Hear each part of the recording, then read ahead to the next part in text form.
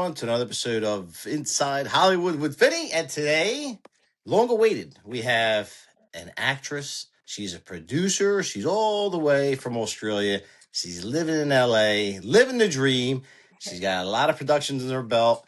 She recently did a production that was a scripted podcast called Seduction with one of my favorites, Academy Award winning nominee Eric Roberts, Russell Todd, Paula Polin, and a host of others. She also is in production with the Real Housewives and their podcast. She's produced her fourth film, which releases in 26, Xavier and the Nightkeeper, based on a best-selling book series. And she's already working on the next part of the franchise. She's doing it all. She's doing everything. I'm going to leave a little bit more for her to say. Welcome to the show, Mikaela Phillips. Thanks, Vinny. Pleasure to be here. Thanks for that lovely introduction. It's my pleasure. I know you got a vast quantity of things that you're up to, and I know we just touched upon some of these things, but let's tell the audience a little bit about yourself. Yeah, thank you. It's been a busy year. I think it's been a great year, 25. I'm looking forward to 26 because as we record this, we're nearly at the end of the year, which is crazy.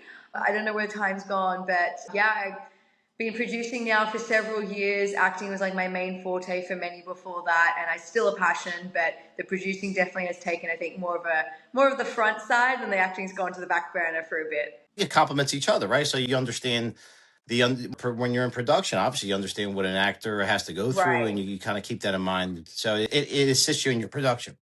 They do go hand in hand to the degree that at least, like, yes, when you're working on things, you have a mutual understanding or respect, and kind of you understand the process that things go through. I think what's interesting too is the producing side too, right? Is like even the acting, but any screen kind of association and credits and experience I've seen really nicely like segue into the podcast world that I've kind of evolved into this year. It's kind of a bit of a full circle moment because I started in digital content, which is pretty much now what podcasts are, where you're in a studio and it's multiple camera angles and it's scripted or it's unscripted, but it's still like broken down to what you're going to ask the person or have the research done of the interview and things like that.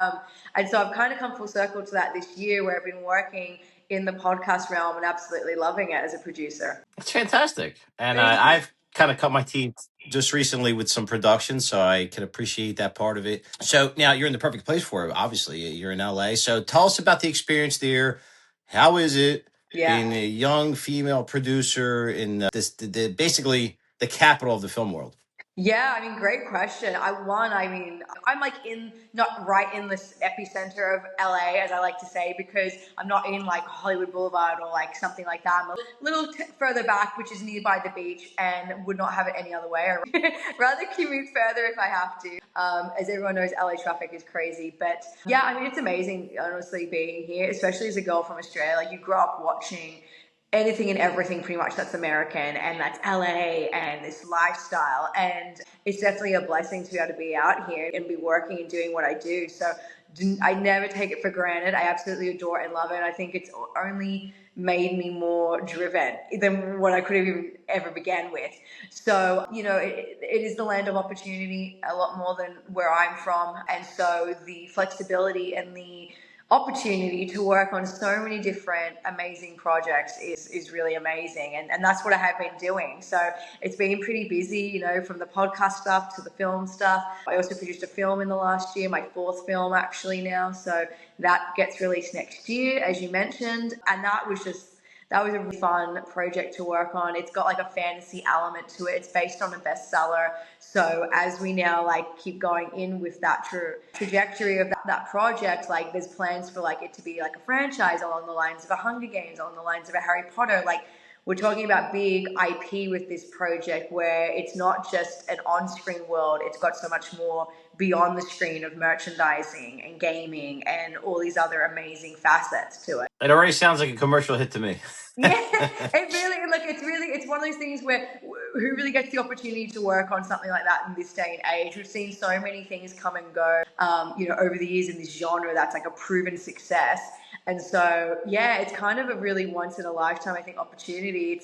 It's not an easy project by any means, because you are undertaking so much more than just like one film.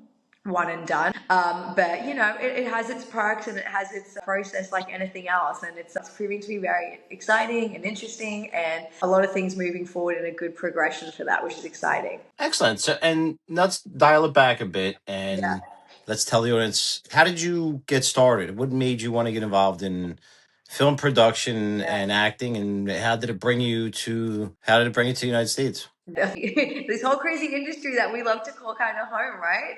I've always been surrounded like by the arts, in the arts, and from a young age was very, I don't want to say outspoken, it can kind of have the wrong connotation to it, but very that precocious child that did perform and loved theater and anything really along the line. So it's always been a passion from like a young age. I did like my first theater production at like 7 or something. So definitely from a young age, and it's only just grown and obviously intensified in a way from there. So my mom's in the industry too. She's a writer and a director. And so originally the move was kind of for work. And it wasn't necessarily something that I was setting my sights on, or that I was like, I'm going to go do this. Like, it just had a very natural progression as the move came about for her and for us as like a family. Then, okay, this is like the next steps for me. Now I have the opportunity to pursue this and do this further, and things just fall into place along with a lot of hard work. Well, kudos to her, because growing up in Italian families, as our mothers usually don't want us to leave the block, let alone the whole country. So kudos to Mama Phillips out there. Yeah, no, mom is definitely, she's been the kind of like the pioneer, if you will. And so hopefully now I'll be able to keep that on for the next generations. But it always takes one, right? So now you worked with one of my favorites, who I made clear many times, especially on this podcast, is Eric Roberts. I loved him since back in the '80s with Pope Grange Village and all those great movies. Which it probably gets annoying after a while for guys like that to hear, but a big fan of his. You also have Paula Poland, who's out there. I see plenty of her. I mean, you work with some really great names so far. yeah, thank you. Yeah, I mean, it's been what's really fun and what was also exciting about the project. So that one being Seduction, that was a scripted podcast, and so the creator of that came to me with that probably around this time actually last year, and we didn't go into production until earlier this year.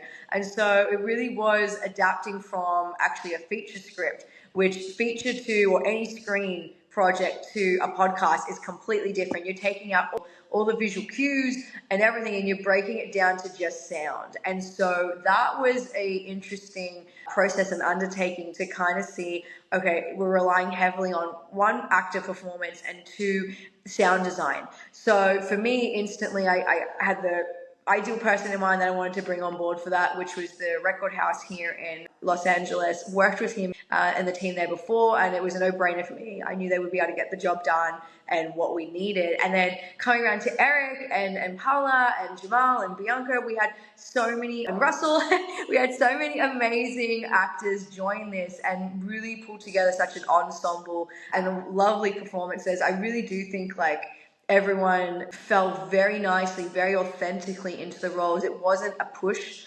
I mean, sometimes you work on a project and you need to give more insight or more of a background, a backstory, things like that an actor may require or ask for. But this was something that I feel like everyone fell very naturally into, and they really did take on the roles and relate to the roles, which was a really nice process. But Eric was awesome to work with. He has his reputation speaks for itself.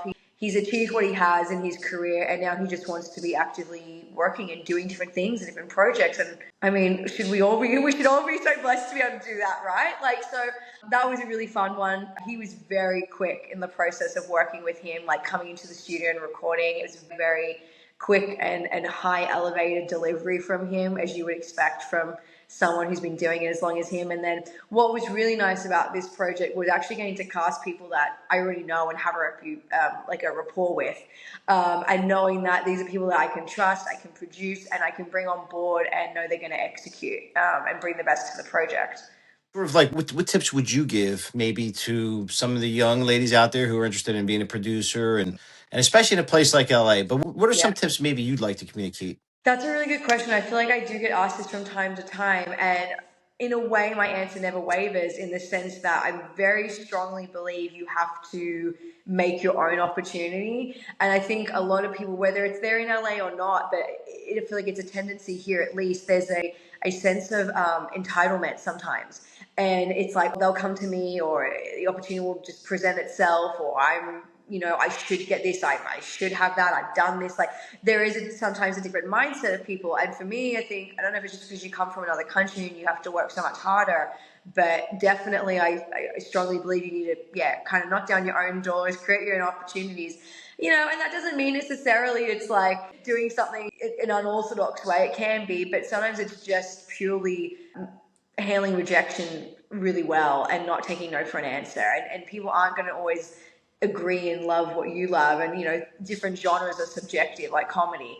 So it's one of those things where it's like, if you fully believe in it, I think you can see it through yourself and just keep finding a way to keep pushing it or take it on in a different way. I mean, for example, like, maybe you're pitching or you're working on something that is for like a TV or a film or visual landscape, but maybe you could do a podcast. Maybe you could navigate a different way and still like obtain what you want and have that success, or as a stepping stone to what the next thing may be. So I really feel like that's a good piece of advice, is just kind of thick skin, and also like just create your own opportunities. We've got so many assets now that we can use as creatives, as filmmakers, and all these things. So there's kind of, I feel like, no excuse. Well, that's true. And I say it probably every podcast. Technology, there's so much going on that you can literally, make what could be considered a movie with your phone. I mean, it's kind of crazy, but and that's a good thing too. I think it's important, if I had to give any advice, to just go out there and just do it, play around with it, and learn from it. And I also say, network as much as you possibly can. And no matter where you are, it seems like in this world, there's always like a community of filmmakers or actors or producers out there that are looking to collaborate on stuff. And I found more times than not, it's really never about the money. Most of the people I know that are in the creative field in that regard, in the film world, that are local, they just want to get something done. So it's not, their first question isn't how much am I getting paid. And there's a lot of times, unfortunately, a lot of people don't get paid anything, but it's for the love and the experience and even the resume building. Yeah, that's a really good point, honestly. And that kind of, it goes hand in hand sometimes with either just making your own or creating your opportunities or content, or working on something that may not be, the check that's going to pay rent or whatever it may be. But yes, it is essential to a stepping stone, or building your credits, building your reputation, building networking, all those things to lead to other things. And so I think people do sometimes have a bit above the. Right. And with that being said, I mean, I would be remiss, by the way, because when it comes to clout building and networking, I would be remiss without mentioning one of our fabulous mutual friends.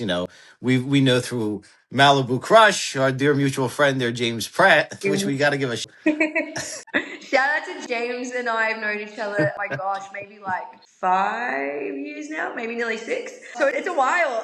Aussie to Aussie that spends a lot of time out here in LA, us both, and has made that, oh my gosh, as he likes to joke, getting off the island. So if he does watch this, he'll know exactly what that means. And it's a bit of a joke, especially because we kind of both met during COVID.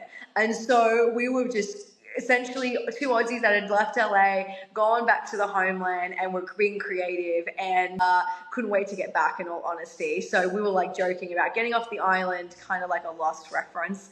But it was awesome working with James. Really, I'm like, we've been trying to see what we could do to kind of pick that back up again. Here there are like conversations of a Malibu Crush sequel. So of course I'm 100% down in there, should that like arise in the near future with James and whatever he's got going on. But yeah, it was so much fun. We worked on that, and I've been trying to see what we can work on next, really. Well, if you need a PA, I'll fly myself out. Okay, I'll be the guy who runs I'll get the coffee for you guys. I don't mind. Coffee. But when I used to work out there, brings up a story. When I lived out there and I worked at Il Fornaio over there on Beverly Drive, I think people used to kick at it. Everybody used to bring that up. And I don't notice it because I'm so used to saying it. But yeah, like, would you like, how was your dinner? Was everything good? How about a cup of coffee? And they'd be like, oh my God, you here? Where are you from? I have a cousin out there. Like, I mean, it's one of the things you and I spoke about, because you're Italian, I'm Italian. It was just like, I feel like you just bond with people. And I love my East Coasters. I love my New Yorkers. I don't know what it is about you lot over there. Like, I'm just generalizing. I feel like the public over there. So I mean it in the nicest way possible. But I just click with like so many of you over there, like Italian or not. But that's just an added bonus. Right. And it's like, Yeah, it's just this like work ethic is different, personality sometimes is different to people out here. I don't know what it is. It's something in the water maybe. But my East Coasters, my New Yorkers, I love you guys. Like it's sort of a cultural blood thing that transcends right? all And then you countries and add the boundaries. Italian and it's like we're just like Yeah. it's just like we're extended family or something. Well, look, and again, we mentioned James. For those that don't know this inside joke, I interviewed James Pratt. You can look it up on my podcast. But James is a great guy, and I mentioned that as sort of an inside joke between Mikaela and myself because we know him, and so we figured it would be a cute thing.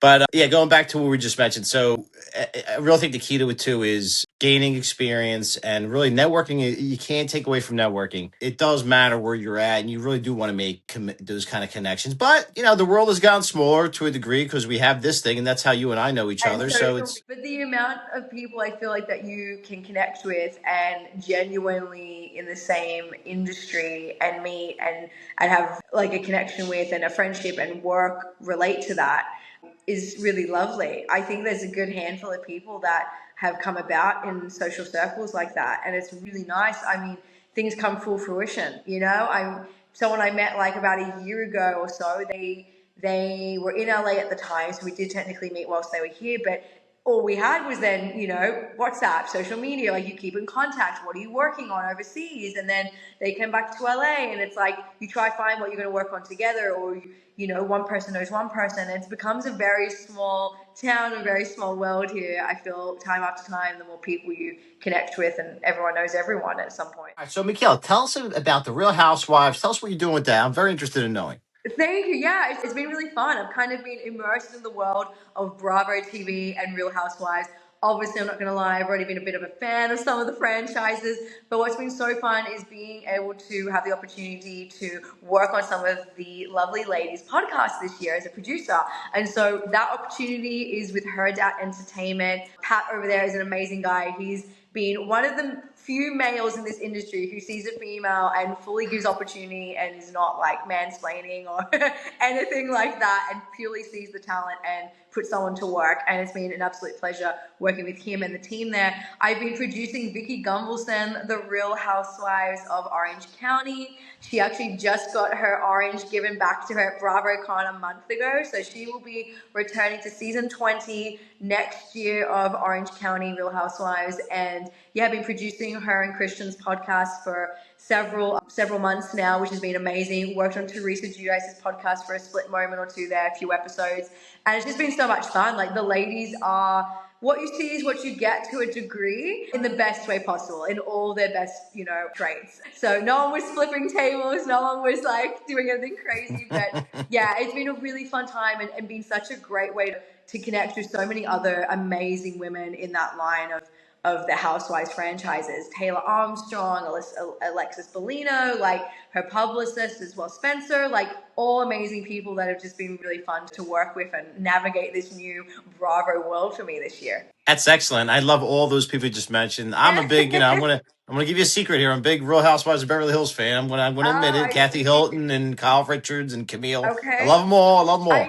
I got to meet Jennifer Tilly, a couple Oh, months nice. ago, and Faye Resnick, and it was actually at Kathy Hilton's event. So that was a fun little moment for me. It was supporting a really good cause. It was for the Children's Hospital for like their toy Nice. drive. Yeah, and they made it snow in LA, which was really fun. So I was like, I love that. It was snow on the red carpet. You don't get that very often. No, that's excellent. It's a very good cause. I'm a big fan of Kathy Hilton. I think she's one of the funniest and most brilliant women I think that are Yeah. out there. I admire her strength and her intellect. It's amazing. Yeah, no, she's switched on. She's a switched on lady. She's up and at 'em. She's going for anything that she's doing, and I like that. As much as the position that she is in publicly, and the position that she is with the name, and that what comes with all their family history is that she's actually someone who does things with that. So like I said, that was a charity event, things like that she does, and I love the giving back capacity of everything that she kind of puts a little bit of herself into, like, right? It puts her personality on everything. The event that it was, she actually had made, I think it was 3 Christmas wreaths, but they were all like personalized with like different things like, you know, hunky dory and like little bits and pieces. So she really puts herself into everything she does and utilizes it to the best of the capacity for the benefit of other people. Yeah, her husband Rick, amazing. You know, they're strong, tremendous team. So God bless them. When I first came out here, people were like, "You're going to lose your accent.